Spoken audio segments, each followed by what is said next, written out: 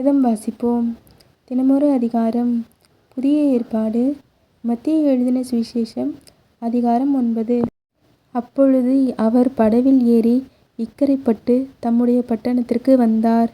அங்கே படுக்கையிலே கிடந்த ஒரு திமிர்வாதக்காரனை அவரிடத்தில் கொண்டு வந்தார்கள்.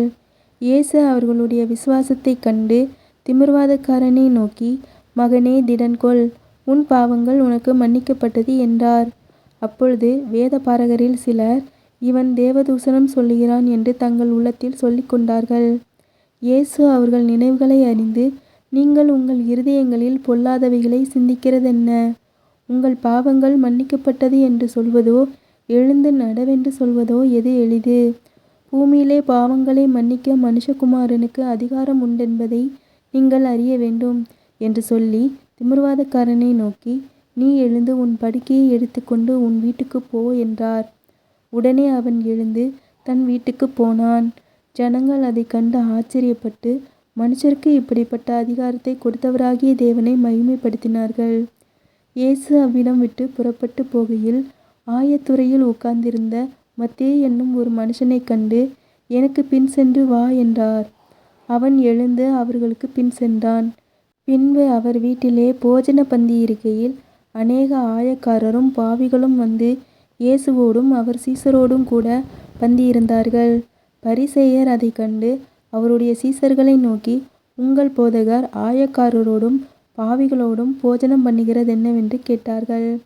இயேசு அதைக் கேட்டு, பிணியாளிகளுக்கு வைத்தியன் வேண்டியதே அல்லாமல் சுகமுள்ளவர்களுக்கு வேண்டியதில்லை, பலியை அல்ல, இரக்கத்தையே விரும்புகிறேன் என்பதின் கருத்து இன்னதென்று போய் கற்றுக்கொள்ளுங்கள். நீதிமான்களை அல்ல, பாவிகளையே மனந்திரும்புதலுக்கு அழைக்க வந்தேன் என்றார். அப்பொழுது யோவானுடைய சீசர் அவரிடத்தில் வந்து, நாங்களும் பரிசேயரும் அநேக தரம் உபவாசிக்கிறோமே, உம்முடைய சீசர் உபவாசியாமல் இருக்கிறதென்னவென்று கேட்டார்கள். அதற்கு இயேசு, மணவாளன் தங்களோடு இருக்கையில் மணவாளனுடைய தோழர் துயரப்படுவார்களா? மணவாளன் அவர்களை விட்டு எடுபடும் நாட்கள் வரும், அப்பொழுது உபவாசிப்பார்கள். ஒருவனும் கொடி துண்டை பழைய வஸ்திரத்தோடே இணைக்க மாட்டான். இணைத்தால் அதனோடே இணைந்த துண்டு வஸ்திரத்தை அதிகமாய் கிழிக்கும், பீறலும் அதிகமாகும். புது திராட்சை ரசத்தை பழைய துருத்திகளில் வார்த்து வைக்கிறதுமில்லை, வார்த்து வைத்தால் துருத்திகள் கிழிந்து போம், ரசமும் சிந்திப்போம், துருத்திகளும் கெட்டுப்போம். புது ரசத்தை புது துருத்திகளில் வார்த்து வைப்பார்கள், அப்பொழுது இரண்டும் பத்திரப்பட்டிருக்கும் என்றார். அவர் இவைகளை அவர்களுக்கு சொல்லிக் கொண்டிருக்கையில், தலைவன் ஒருவன் வந்து அவரை பணிந்து, என் மகள் இப்பொழுதுதான் மரித்து போனாள், ஆகிலும் நீர் வந்து அவள் மேல் உமது கையை வையும், அப்பொழுது பிழைப்பாள் என்றான். இயேசு எழுந்து தம்முடைய சீசரோடு கூட அவன் பின்னே போனார். அப்பொழுது 12 வருஷமாய் பெரும்பாடுள்ள ஒரு ஸ்திரீ, நான் அவருடைய வஸ்திரத்தை ஆகிலும் தொட்டால் சொஸ்தமாவேன் என்று தன் உள்ளத்தில் எண்ணிக்கொண்டு அவள் பின்னாலே வந்து அவருடைய வஸ்திரத்தின் ஓரத்தை தொட்டாள். இயேசு திரும்பி அவளை பார்த்து, மகளே, திடன்கொள், உன் விசுவாசம் உன்னை இரட்சித்தது என்றார். அந்நேரம் முதல் அந்த ஸ்திரீ சொஸ்தமானாள். இயேசுவானவர் தலைவனுடைய வீட்டிலே வந்து தாரை ஊதுகிறவர்களையும் இறைக்கிற ஜனங்களையும் கண்டு, விலகுங்கள், இந்த சிறு பெண் மரிக்கவில்லை, நித்திரையாயிருக்கிறாள் என்றார்.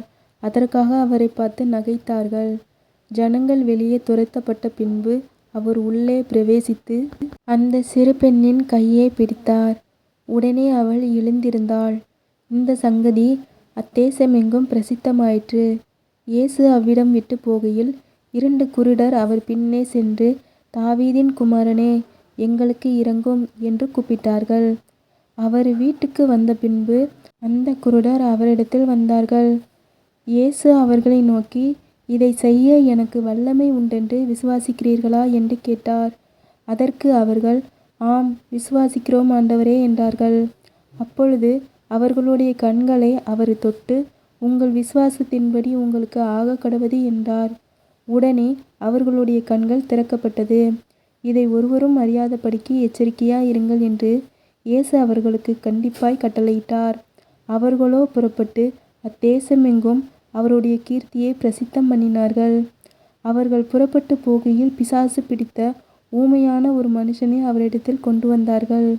பிசாசு துரத்தப்பட்ட பின்பு ஊமையன் பேசினான். ஜனங்கள் ஆச்சரியப்பட்டு, இஸ்ரவேலில் இப்படி ஒரு காலம் காணப்படவில்லை என்றார்கள்.